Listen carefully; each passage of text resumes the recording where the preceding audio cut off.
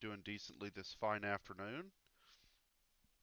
Um, first off, everybody hear me okay? Let me make sure the audio is transmitting. Yeah, it looks like it.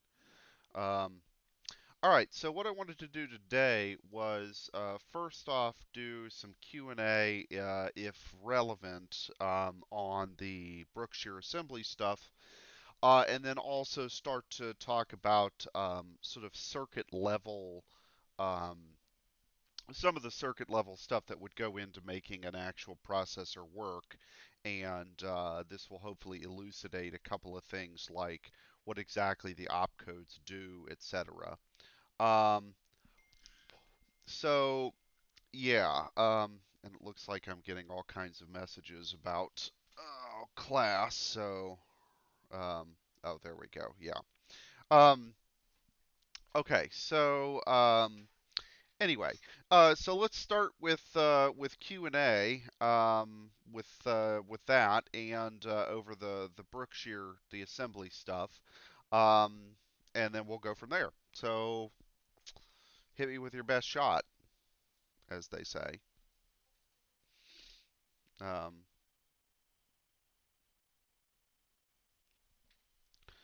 yeah. Well, okay.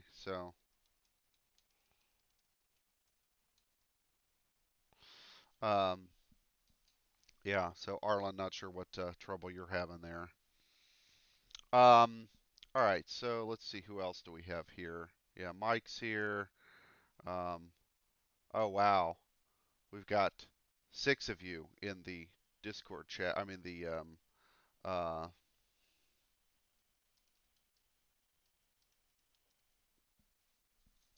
uh, the Twitch chat. Um, okay, let's see. Sam, Patrick, do you guys have any questions? Um,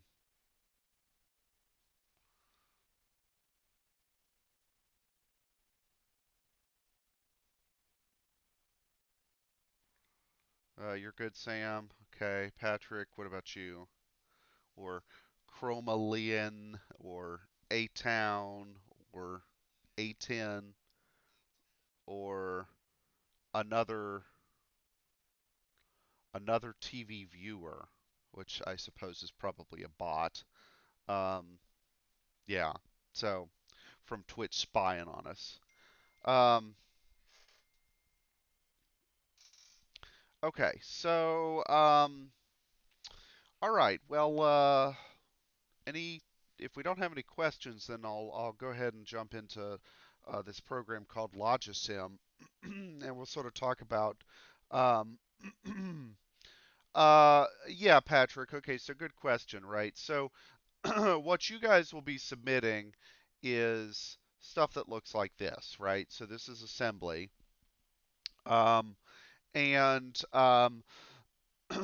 then, sorry, hang on, let me cough this frog out of my throat.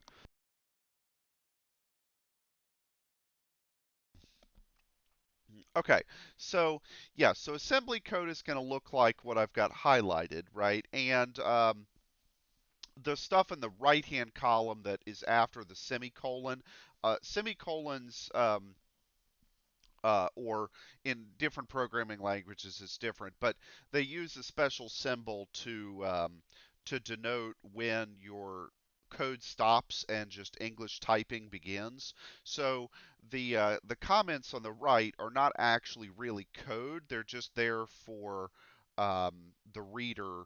To benefit the writer of the program and the reader of the program, but they're obviously not actually executed. So comments are useful um, as you write your code to help you organize things, and then of course for me reading your code to help read it. So you guys will turn in this, and then you're going to have to basically also construct something that looks like that, which is basically the instructions in memory. Um, and do that part last after you have the assembly written. So what you guys will turn in, right, is assembly that looks like this, okay? And then down below, you'll have to do convert everything in terms of the opcodes. Okay, so it's actually the machine code at the very bottom. And then the final thing really is just to have a link that would look like this, where notice that what comes after the pound key or pound symbol is, like in this case, our program was 2101, 2202, 5312, etc. Right? So that sequence of instructions just went in line right after the pound symbol, and that's obviously then by loading it into the Brookshire emulator, Joel's emulator, then all you have to do is, you know, run that and then see if your code actually does what it's supposed to correctly. So that's what you guys are going to turn in basically 4 assembly files, one for each task, and each one will have in assembly code, the machine code that you've translated, and finally the link to the emulator. The link to the emulator is of course most important because I'm lazy and I definitely don't have time to type out code into an emulator for 27 of you guys. So um, yeah, so do that for me. Um, and right, so that's what you guys will turn in, and so you'll have 4 assembly files, and then because Canvas is kind of a pain about uploading multiple files as a submission, uh, you'll produce a zip file of all 4 assembly files so that you only have to upload the single zip folder. And I think a couple days ago I showed you guys how to make a zip file on Windows. The instructions are very similar on Mac. If you guys have trouble with that, just let me know. I can walk you through it. It's super easy. Um, yeah. Okay. So, any other questions, Patrick? That was kind of a general question. And A-Town, yeah, we'll have to talk. I imagine that some of y'all's questions are going to be one-on-one kind of things, and that's just um, that's understandable at this point. So hit me up on Discord and whatnot, and we're good. All right. So why don't we start talking a little bit about circuit level stuff for how a processor actually works. Um, so I've got this page here loaded, and I'll put a link to this on Canvas. But basically, what you guys want to download is this link right here where it says you can find an already compiled stable version of the code here, and then you don't have to necessarily execute it in a command line like this. You can just basically double click on the Java file after you download it. You do have to have Java installed though, so I'll make a put a link to Java, the Java runtime and stuff on Canvas also, so that you guys can download that if you don't already have it. Okay, so what this program does, so I've got it loaded here. Let me full screen it here. Okay, so this program starts with basically, it looks like basically a um, empty palette. But what you have in here are, for example, let me go to gates. You've got all of the gates that we had when um, we talked about stuff back towards the beginning of the semester. So, for example, I can have a click on an AND gate and plop it here, and maybe also click on, say, an OR gate and plop it there. Um, and then I can also, I think I can zoom in a little bit on this to make it a little bit easier to see. Let's see. Nope, um, that doesn't work. Well, okay, I'll mess with it. But point being here, normally I do this on my laptop, which has a slightly different screen resolution. Okay, so I can drag these things in here, and then I can make a pin, which is like an input. And yeah, that is really small. All right, let me see if I can make this a little bit bigger. All right, window. Oh, here we go, zoom factor. Um, let's see, did that save? Yeah, zoom factor. Okay, so we have to restart the program to do this. Okay, so I'll exit. I'll just discard that, and then I'll rerun it.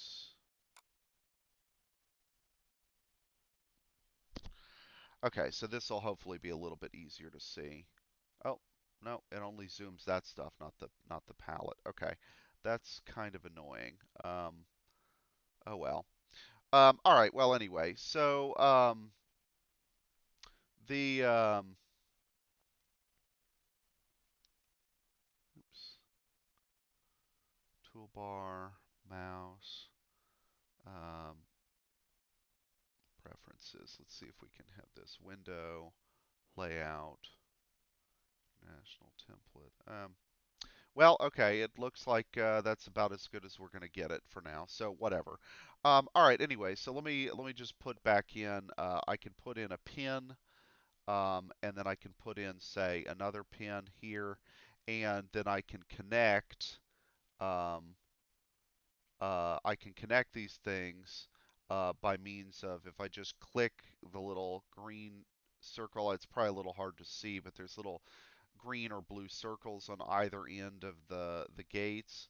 Then I can just connect them like that, and then I can have, say, an output pin here and another output pin there, and then I can connect this to that, and say I could also connect that like this, and I'll scoot that up.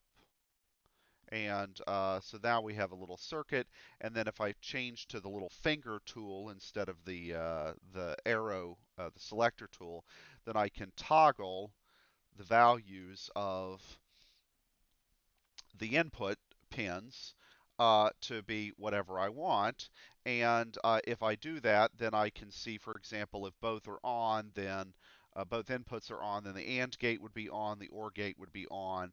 If I turn one off or the other, then it's like this, and so on. So we can basically digitally or simulate all of the stuff that we did when we were actually working with transistors, but on a slightly higher level here because, well, for two reasons. One, we're not worrying about the resistances of anything. We're just sort of assuming that everything is what it's supposed to be. And two, um, the uh, we're not working at the transistor level, we're working at the gate level. Now, we can throw transistors in here. It does have a transistor primitive. The symbol for this is a little different than the ones that we used because these are using different kind of transistor construction than the bijunction transistors that we looked at. But anyway, the function is essentially the same. And then you've got some other stuff in here. Splitter we'll talk about in a minute. Clock, obviously, we would need constants, power, ground, a few other things like that. But in particular, there are these things called plexers. Okay. And so what I'm going to do, let me delete everything here. And I'm going to put in what's called a decoder. Okay, and man, I really wish I could blow. Oh, hey, wait a minute. There we go. Okay, that's what I was looking for. Um, is this little magnifier thing down here at the bottom. Okay, so I've got in here a decoder. Okay, and the way the decoder works is I'm going to turn off this enable pin. The way the encoder works is it has um, one input and then multiple outputs, and the output is going to depend on um,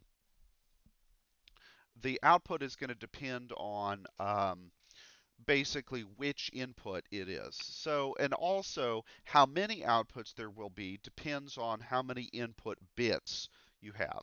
So I'm going to change the select bit to 4.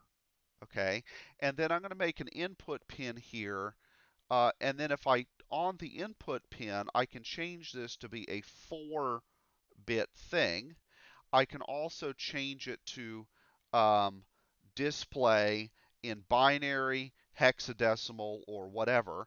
I'm going to change it to hexadecimal for this demonstration. Um, and then I'm just going to kind of scoot it over here, and then I'm going to wire that into there. Now, if so this is a hexadecimal is a 4-bit thing, right? A single hex character requires 4 bits, and I've made my decoder depend on 4 bits. Okay, so here's the idea. How many things can you encode with 4 bits? So if you've got 4 bits, how many different bit patterns are there that you've got?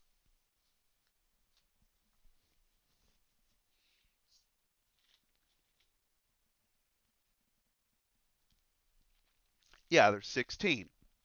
Okay, and we get that because 2 raised to the power of 4 happens to be 16. Okay, and with the other reason we knew this is because we said that an individual hex character represents 4 bytes, and what hex characters do we have? Well, we have 0 through 9, and then A, B, C, D, E, and F. That's a total of 16 things. Okay, so what the decoder will do is, let me blow this up a little bit more just so it's really, you can't miss it. And then I don't know why the grid disappeared, but whatever. Um, okay, so um, it's maybe a little hard to see, but you see the decoder, this circuit has 16 of these little green dots for output. And each of those 16 dots corresponds to one input. So depending on what input we put in, precisely one of these 16 dots will light up. Okay, so let me actually throw in something to make it a little bit easier to see. So I'm going to put in an LED here, and I'm going to wire it up to there. So if I made 16 of these things, um,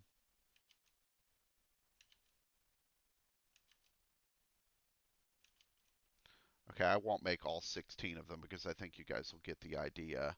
Um, you'll get the idea after just a few of them. Um, okay, so the let's see, the decoder, what it's going to do is it's going to, for each input that you give it, there are 16 different inputs you can give it, and it's constructed in such a way that precisely each input will activate one and only one of the 16 different outputs. Okay, so for example, right now we have 0 as our input, and so the 0th output, or the first one, I guess, we count, starting with 0 usually in CS, right? So the 0th output is the top one, lights up. And if I change this to, say, being 1, then the second one outputs. If I change it to be 2, the third one outputs. 3, the fourth one outputs, and so on. Okay, so each input, there are 16 possibilities, will activate exactly one of the output wires.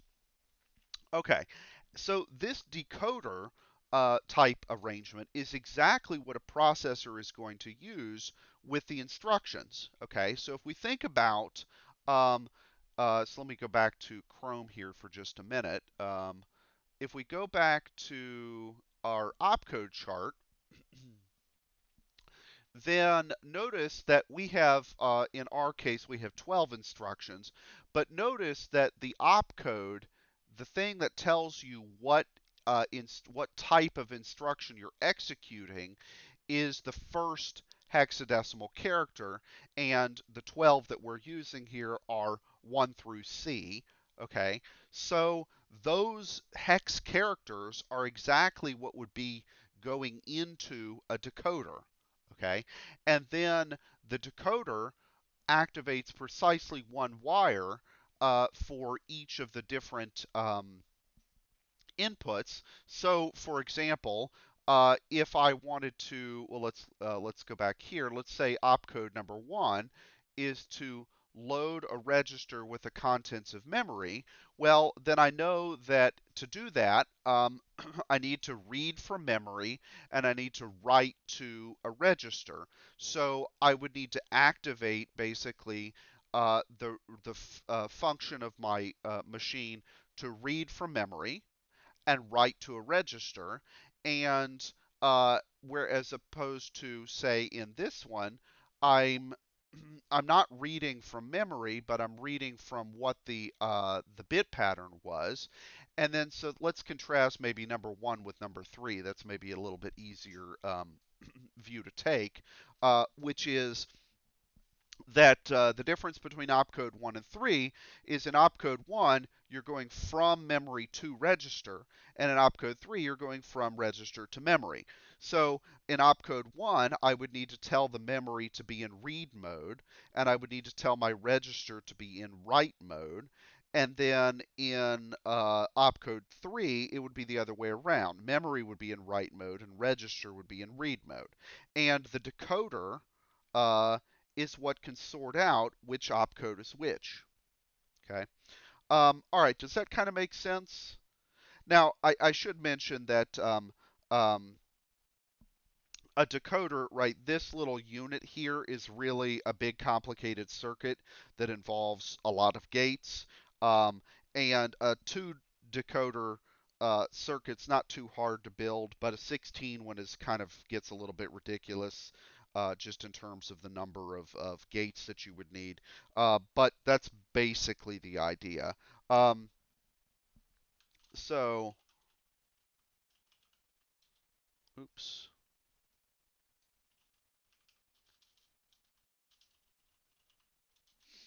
So I'll just show you guys what this would look like, say, um, for a uh, smaller, slightly smaller circuit. Um, let's see. We've got so here's maybe a good example. Um, Right, so this is basically what a 2 to 4 line decoder would look like. Let me blow this up a little bit so you guys can see it a little better. Um, so if we had an input of 2 bits, then that would correspond to 4 bits worth of output. And um, or 4 different outputs. And so it would look something like this. It's got some NOT gates and 4 AND gates, and then anytime you see this little loop, it basically just means the wire is crossing over, but it's not actually connected. That's just, yeah. So anyway, this is what a 2 to 4 decoder would look like. And so you could imagine a 4 to 16 decoder is going to be kind of like this, just a lot more of it, right? We would have to have 16 AND gates, and I think 8 NOT gates. I'd have to think about the arithmetic, but um, yeah. So point being, there'd be things that look kind of like this. It would just be more of it, more of the same sort of thing, and that all gets condensed into this thingy here, our decoder. Okay, so now, um, let's see what else we want to do. Okay, so that was input output. Now, the decoder is a special example of a demultiplexer, and a demultiplexer and a multiplexer are related to each other. So a demultiplexer basically takes an input and sends it to an output. So, for example, if I wanted to well, let me just put a pin here, and let me change the data bits here to say 8. Then I could do something like, so let me move all this stuff around a little bit. Okay, so I'll take the data and I'll put it here, and then I'll make this an 8-bit, and then I'll make this and I'll put this in hex, and then I'll make this my selector. and then I'll put two outputs here just for sake of readability. Oops. Okay, and then I'll connect this, and I'll connect that. Okay, so let me take my input here, and using my little finger tool, I can make this say um, some bit pattern. So, oops, let's say 2A, okay? And then my selector can either be 0 or 1. Okay, so what a demultiplexer does, it's kind of like a decoder, or rather maybe a decoder is a simplified version of a demultiplexer, kind of, I don't know how you want to think about it. Um, but what the demultiplexer does is it takes data in, and which line it sends the data out depends on what the selector bit is. So if I have the selector bit here is 0, it sends it to the 0th output. If I change, so actually let me change these to hex, um, and yeah. So if I change the selector input to the next one, it will send it to the next thing down the line. Okay, so where where this is useful, this idea of demultiplexing, would be, let's say, for example, you have multiple devices connected to a computer. Okay, so let's say you've got a printer that's connected to a USB port, and you also have well, let's see, what else might you, like a hard drive connected to a USB port. So back in the day, in particular, you might the your computer might only be able to use one port at a time, and so a demultiplexer would basically allow it to use the select bit to select, hey, are you sending data or reading data from the printer, or are you doing it from um, the webcam, or whatever kind of devices you have. Now, a multiplexer does the exact same thing, but in reverse. So it takes, uh, if you have multiple inputs, okay, so let me make these and make them 8 bits in hex and 8 bits in hex, and then I'll connect these guys here and here. And then on my multiplexer, I want 8 data bits and 1 select bit. So I'll do that, and then I'll have an 8-bit output here, also in hex, and I'll connect a vous. That's French for connect. Not really. Okay, so let me change the inputs here with my finger tool to just be something. So let's say we've got 1A, oops, sorry, 1A and 2B. Damn it. Okay, whatever they are. Okay, so then notice that the output here from the multiplexer, basically the select bit is selecting which input gets connected to the output. Is it the first one or the second one? And in this case, there's only two options because I've chosen to select a single bit for selection, so there's only two possibilities. And if I change my select bit to a 1, then it changes and connects the other input to the output. Okay, so that's a multiplexer. And if I change this to, say, select bit 4 select bits, oh goodness, I've totally messed this up. Let me delete that and delete these wires, and delete that, delete this, and I'm going to change Nomia. I'm going to change this to a 4-bit selection, and then I want a multiplexer that is 4 select bits and 8 data bits. Okay, so then I should probably move this down to make some room. Okay, so for example, if I had um, this and then my output there, I would get that. And if I change the input pattern to 1, then I get the other input. And if I change the input pattern to 2, in this case I get XX because nothing is connected to input number 2 of my multiplexer. But let's say that I had something there, so let's say I just copy and paste this little guy, oops, and move him there. And so his input pattern right now is 0, 0. It basically is just selecting which input gets connected to the output.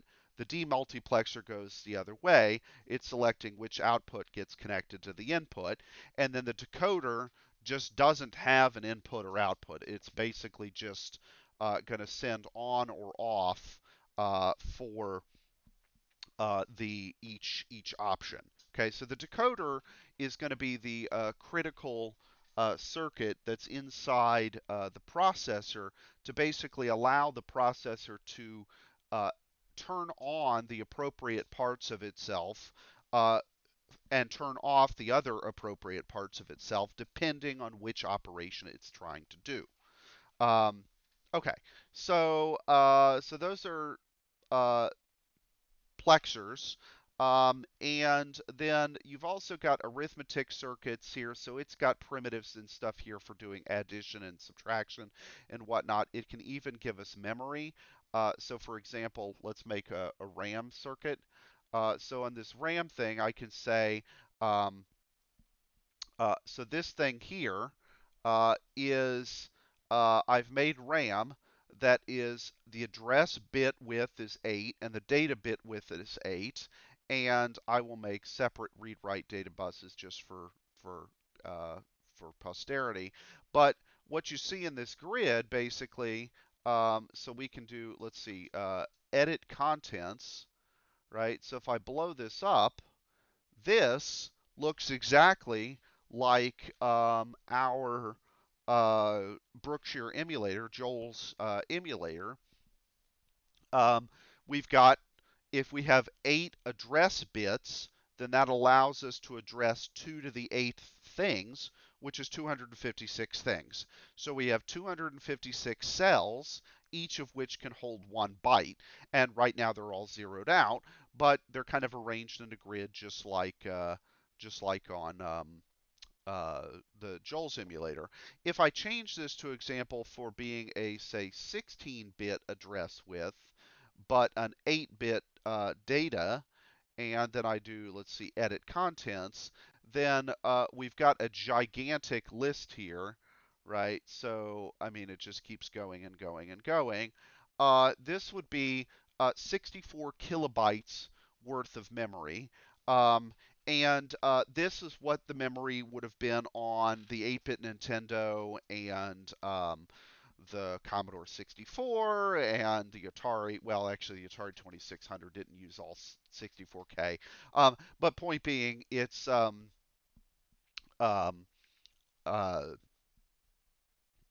with 16 bits, you can address more stuff. Okay, and in this case, right, basically 16 bits. Let me change it back to 8 for just a second. So edit contents. 16 bits worth of stuff would basically be. We said with 8 bits you can encode 256 things, and the Okay, so Teague, I'll answer your question in just a minute. Um, the uh, Sorry, I lost my train of thought. With 16 bits, you can encode 256 times 256 things. So you could think of the memory in 16 bits as being 256 pages worth of this. Just imagine them sort of stacked on top of each other, kind of like sheets of paper or something. All right, so Teague's question, why does everything end in 0 in those memory grids on the far left? Well, let's think about it, right? 0, 1, 2, 3, 4. Well, these are in hexadecimal, not in decimal, right? So how many things are there in each row? There's 16 things, okay? And so if I count up from 0, 0 in hex, I have 0, 0, 0, 1, 0, 2, 0, 3, 0, 4, and so on, finishing with this far right guy, who would be 0F. Well, what's one more than that? 1, 0. Right, because all of this stuff is in hexadecimal, not in decimal. Okay, so Teague, does that answer your question?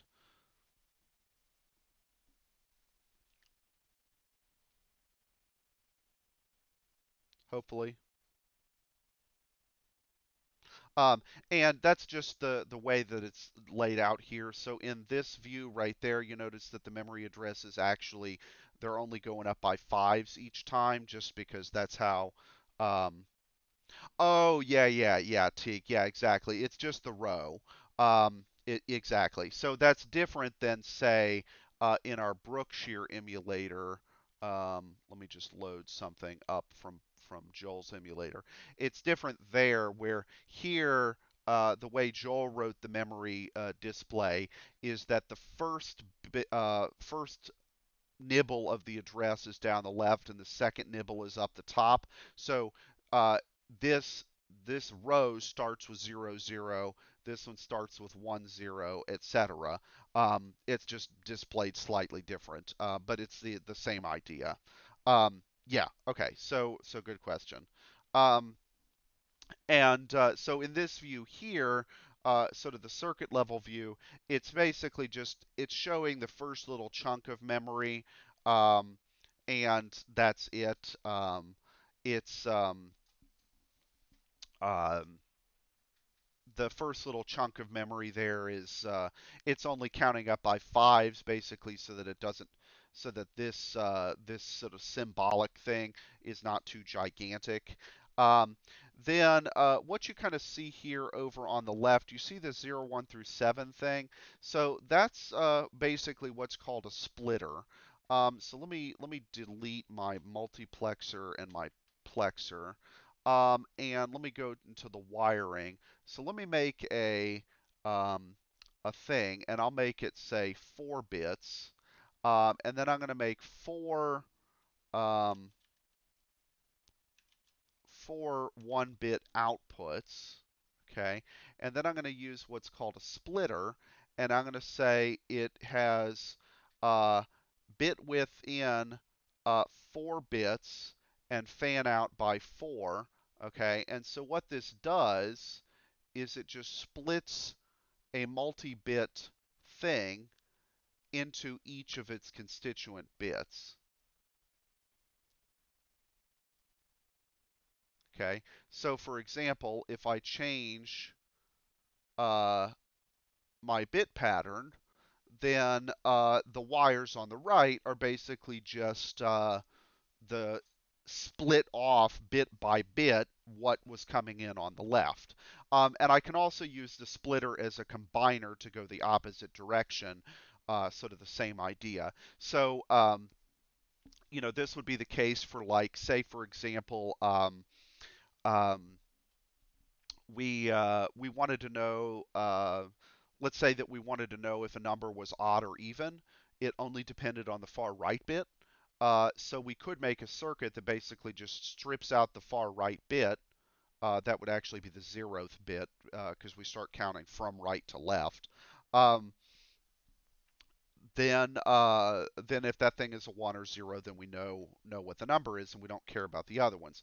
Now, in our programming for the Brookshire processor, the way that we had to do that was by using the XOR circuit, because there was no command for just saying, hey, is this negative or is this positive? There were no options for that.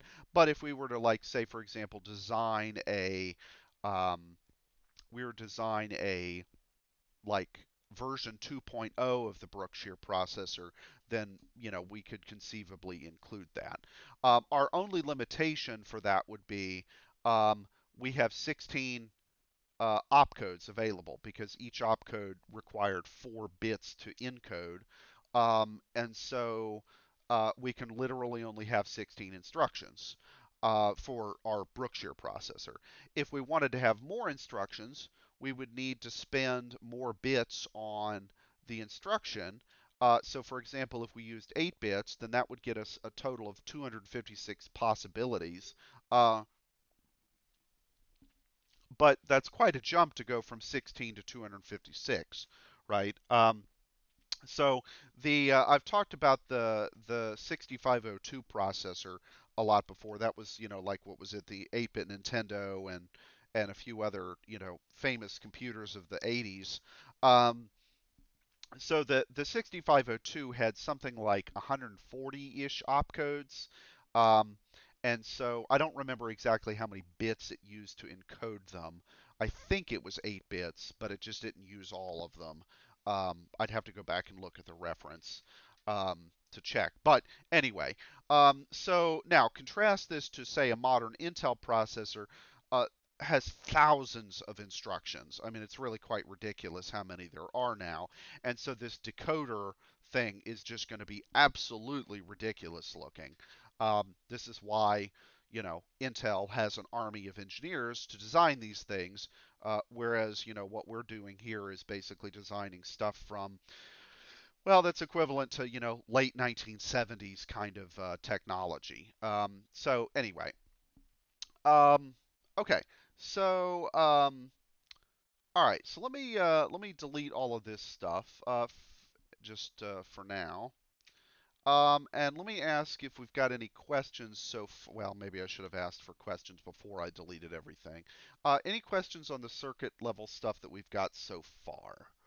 Um, and then what I want to do, show you guys next, is how memory actually works, um, because it's actually really cool, I think. Um,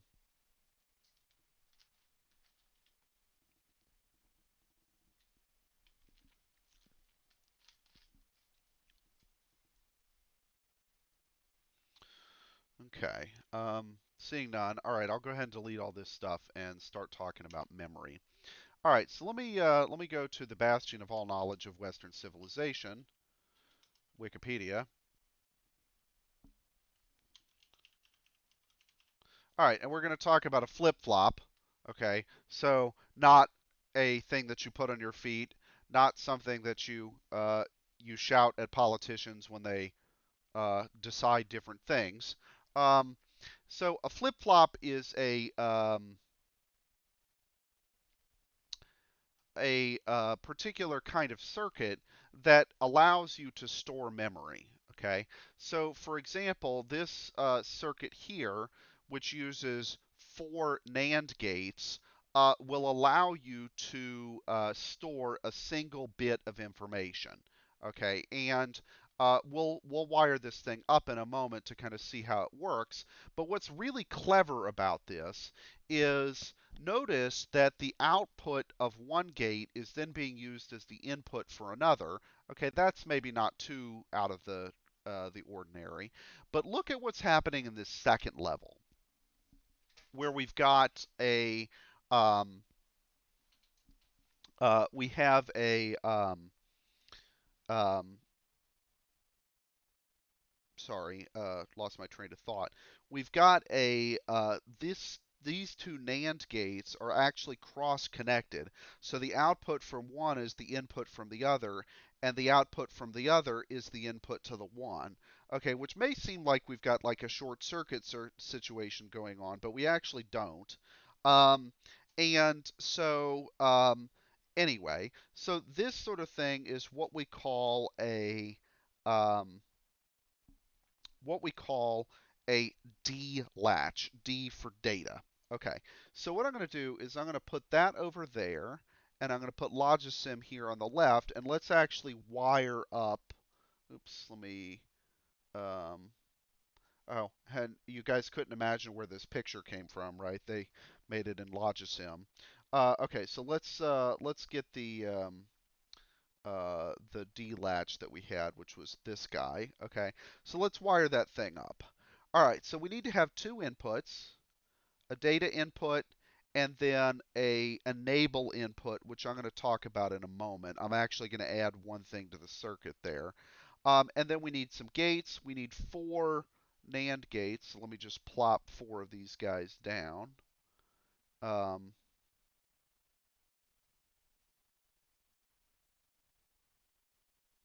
like so. And then we'll have the output which I'll put there. In this diagram, you see that there's Q and Q bar. Q is the output, and Q bar is its opposite. I'm only going to output Q here. That's really all I need. All right, so let me wire these things together. So this goes to here, that goes to there. My input is going to go to this one, and then I need to have an enable, which I'll put here, and that guy is going to go to here, and let me drag him down, also here, and then my output will come around to that input, and then this is where it gets fun. This guy goes here, but then I'm going to cross connect like that, and then this guy is going to go, well, here I'll go like go a little further, like that, and then I could have I'll go ahead and put the Q bar here just for sake of completeness, and then I can actually label this thing. I can label this thing Q. Oops, that's not the button I wanted to hit. Q, and I could label this one Q bar, and let me scroll slightly to the right so that we can see everything. Okay, right. Okay, now, in this case, the data that is stored by this is a 0. So I'm going to think of Q as the stored value. And if I want to write to this thing, if I change this input, nothing happens. Let me say I change that input to a 1, and then I change my write enable to a 1, okay, then the state changes, okay? And then if I change my input from a 1 to a 0, the circuit remembers the previous state and is constantly outputting a 1. Okay, so basically the only time that the value changes is if I have enabled the write and I have data that's coming in, right? So if I want to store a bit of a 1, then I'd put a 1 as my input and enable the writing, and that would change the output to a 1. If I wanted to store a 0, then I would need to change my input data to 0 and my write enable to 1, and then that makes the output 0. And notice that it stays if I toggle the write enable, and it stays if I toggle the data. So the only time that data gets written is if this input write enable is selected. Okay. All right. Now let me actually add. I'm going to delete. So let me delete this wire here, and let me scooch this over a little bit, and I'm going to blow this up ever so slightly. I'm going to add in an AND gate. Oops. So let me actually just full screen this, and let me scoot all of this stuff to the right a little bit. I'm going to add an AND gate right there, and I'm going to put my write enable there. And in fact, I'm going to start labeling these things. So I'm going to call this write enable. I'm going to call this data in, and then I'm going to put another thing here, which is called a clock. All right, so the clock, I'm going to connect there. Okay, so what I've done is by putting an AND gate there, um, I've made it so that, and don't worry about this red stuff, that'll take care of itself in a minute. What I've done is I've made it so that the only time I can write to it is if write enable is on and the clock is on. Okay, so I'm going to go to simulate, and I'm going to go to I'm going to go to ticks enabled. So watch what happens to this clock. Okay, so you see how it's flip-flopping back and forth from 0 to 1 to 1 to 0 and so on, right? It's on or it's off. And in particular, I've configured the clock to pulse at a frequency of 1 hertz. That means once per second. Okay, so hertz is 1 cycle per second. And of course, I can change this um, to other numbers, so I can change it to 8 hertz that flashes 8 times a second, and so on. I'll put it back to say 1 hertz just for sake of demonstration. Okay, so then let me enable the write.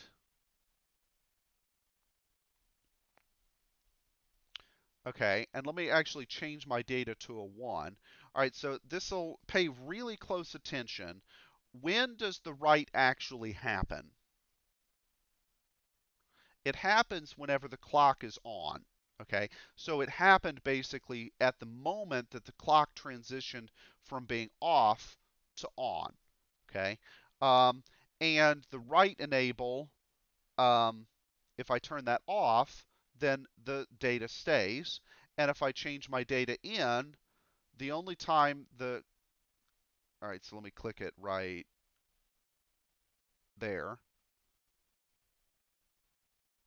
Right? So notice that the data got stored at the instant that the clock turned from on to off. Okay? And then if I turn the write enable off, then it stores that data and I can read from it by connecting something to QBar. Okay, so this thing, what we basically constructed, is a single bit of memory. Okay? Um, does that kind of make sense? The single bit. I know, it's really glorious.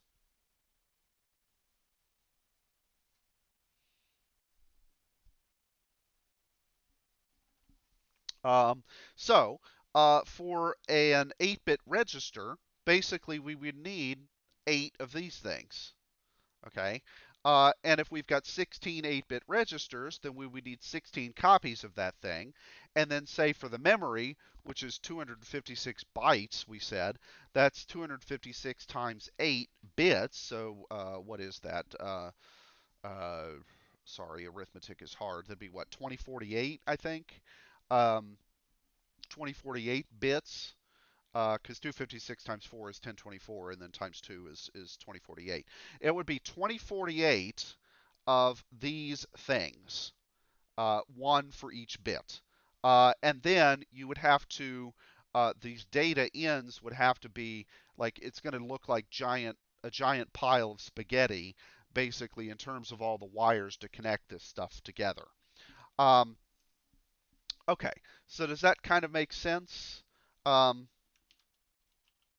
Oops. All right. So let me just finish today with, let me blow this up. And let me look at, let's look at this guy. Okay.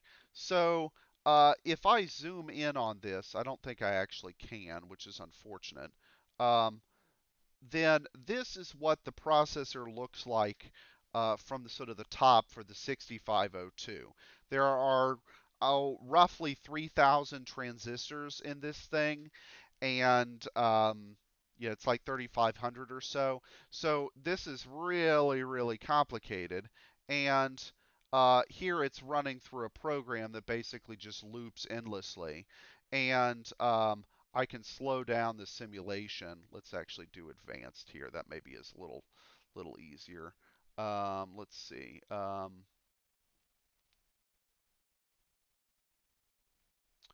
Right, so it kind of shows you what's going on, and this thing is basically just doing an endless loop just for sake of demonstration. But then as things activate or deactivate, then you'll notice that they're highlighted or not highlighted.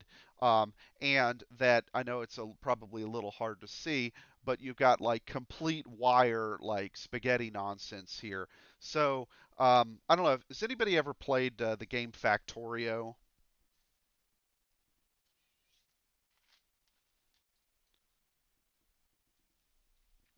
It's a kind of an indie game.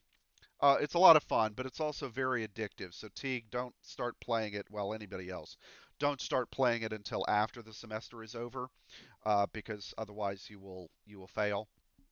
Um, and oh, here it's slowed down our hertz to 2.1. so 2 cycles per second, and which is kind of nice just to uh, simulate this nice and slow. So anyway, how did I slow that down? I don't know. Okay, anyway. Um, So point being that to actually do processor design, it's going to be an unholy mess of these wires. And everything is going to depend on the action of a clock, which will keep all the actions synchronized. Um, and of course, on a modern processor, your what's in your laptop, for example, is going to be operating at like 3 to 4 gigahertz. So that's 3 to 4 trillion cycles per second. Um, and The 6502 and sort of other processors of that era worked at roughly, they were on the order of under 10 megahertz roughly, so that'd be 10 million cycles per second. Right now, I've got this simulation operating at 1 hertz, so 1 cycle per second. And our simulator uh, basically operates at 2/3 of a cycle per second. So anyway, okay, so I think that's probably a good place to stop. So we've kind of talked about how you store data and how the decoder stuff would work. Obviously, we're not getting into at all the full glorious details of how you would actually construct a processor.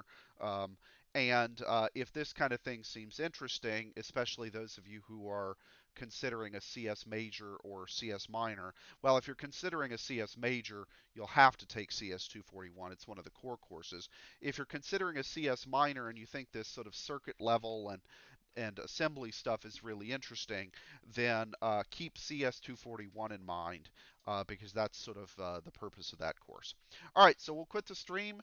If you got questions, hit me up on Discord.